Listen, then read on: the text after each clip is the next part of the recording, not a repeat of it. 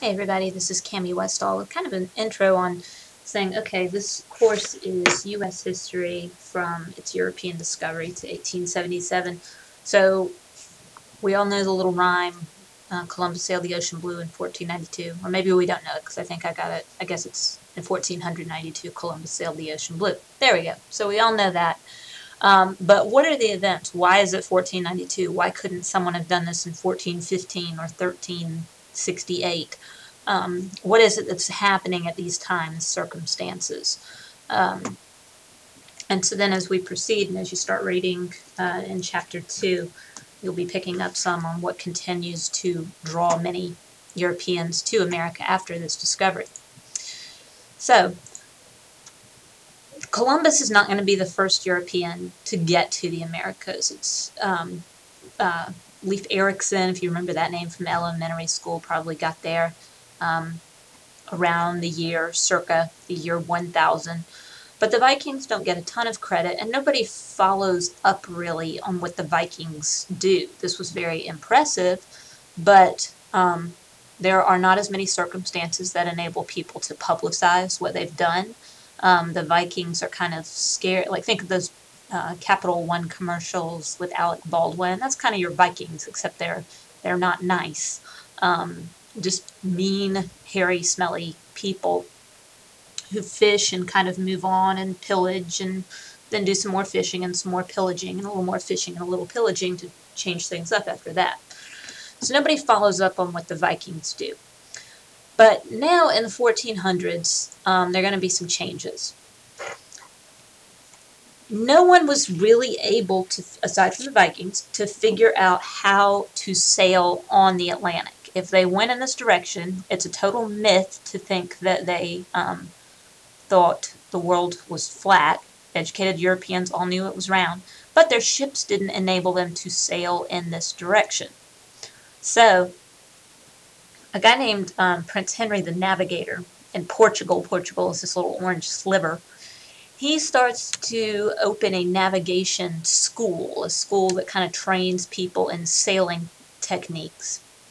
And what they do is they start by going down Africa. They'll explore a little bit of Africa and they go back and make some readjustments. Then they fix a new boat, sail down farther. They discover the Canary Islands and go back home, sail down farther. It's actually the Portuguese who will be responsible for the introduction of African slavery to Europeans. Slavery had existed for centuries and centuries through the ancient world, but up until now, slavery is largely being based on being war captives or people of a different religion. And that war captive thing is kind of starting here with the Portuguese. The Portuguese aren't going in and kidnapping people into human bondage on their own. It's rival African tribes selling one another into slavery. But a sad future history that will affect us in the U.S. history course developing there. And as the Portuguese go down, they make a lot of adjustments, one of which would be, I think I forgot to put a slide up of it. I did. The Caravel, which is the ship that Columbus... no, I don't want the Caravel resort. I meant Caravel ship. Oh, now it says Ravel ship. Darn it. Here we go. So the Caravel, C-A-R-A-V-E-L, and this is the type of ship that the Portuguese kind of perfect, and this is the sort of ship that is going to be wide enough for Columbus to use when he makes his voyage. So it's wider. It's got kind of this central mast, and these are usually two other masts. This mast's the big giant telephone pole sticking out in non-nautical terms. It's got storage room below. It will rely heavily on the sails instead of having to have people use oars to row through the Atlantic, which would be a difficult thing to do. So thanks to the Caravel, now there's the technology that's going to enable people to sail out in the Atlantic, sail to the west. Another thing going on is just kind of general interest. in exploration. Marco Polo, more than just a swimming pool game, the publication of his accounts of traveling through Asia are published in 1477. And here's the deal, Marco Polo lived a long, long time before this. Marco Polo lived in the 1200s and had gone to area around China. So, he's dead. Therefore, why does it take 200 years to publish his accounts? Ponder that to yourselves for a second. Okay. Now that you've pondered, it has to deal largely with the printing press. The printing press is not invented until the 1400s, first the 1430s. Before this, manuscripts and books had to be handwritten.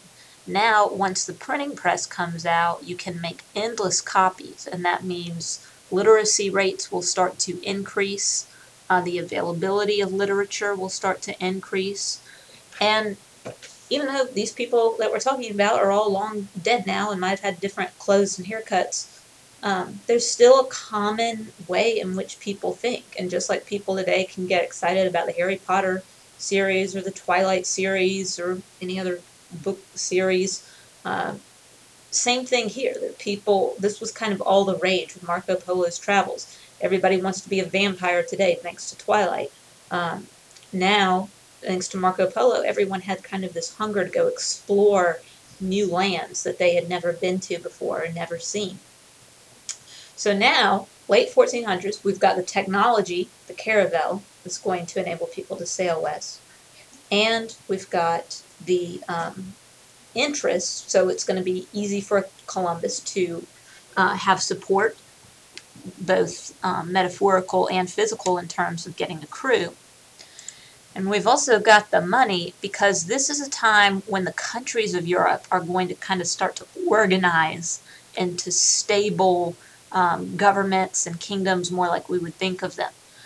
This is Spain down here in orange, or maybe red, whatever color that is. I have some color blindness problems. But this thing next to, well, this thing where the mouse is, whatever color that is where Spain is.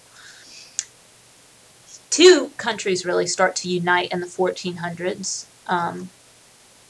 Up in Spain, you've got Ferdinand from one kingdom marrying Isabella of another. So they get married in 1469, and they're going to kind of bring together this country of Spain as we know it.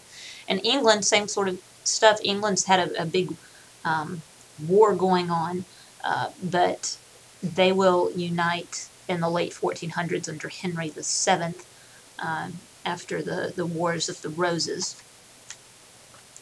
So now, if you've got powerful countries, you've also got money that's available. Spain is busy for a little while because there are some Muslims who live in this very southern tip of Spain known as Granada. And so here was Castile and Aragon, those two kingdoms that were united by the marriage of Ferdinand and Isabella. Here's Portugal over here, and then Granada. But in 1492, the Moors are going to be kicked out of Spain. So that means Spain is no longer at war. So that means they've got money and resources they can use to hire someone to go look for new riches in Asia. Asia was full of riches from spices and silk and all sorts of things that people had a desire for on the commercial market back in Europe. If you're a Seinfeld fan, I know some of you in this class might be a little young, but I do love me some Seinfeld. This is the famous Bubble Boy episode. I know you won't be able to hear this well. George and his fiancée Susan are talking to this Bubble Boy, and they're playing Trivial Pursuit. And there's a question about the Moors. Spain in the 8th century. That's a joke. The Moors. Oh no. I'm so sorry, it's the Mooks. The correct answer is the Mooks. Mooks? Let me see that. It's not Mooks, jerk. It's Moors. It's a misprint. Sorry, the card says Mooks. It doesn't matter. It's Moose. Moose.